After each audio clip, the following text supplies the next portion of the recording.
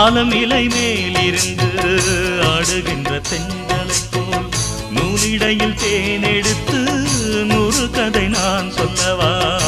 ஆலம் இலை மேலிருந்து ஆடுகின்ற தென்றலை போல் நூலிடையில் தேனெடுத்து 100 கதை நான் சொல்லவா? தேனுக்குள் விழுந்த சீரகு நனைந்த சிங்கார பூங்குயிலே, மாதுள பூவில் வாசனை தேடும் மஞ்சள் இளம்பெயிலே, என் தேவா.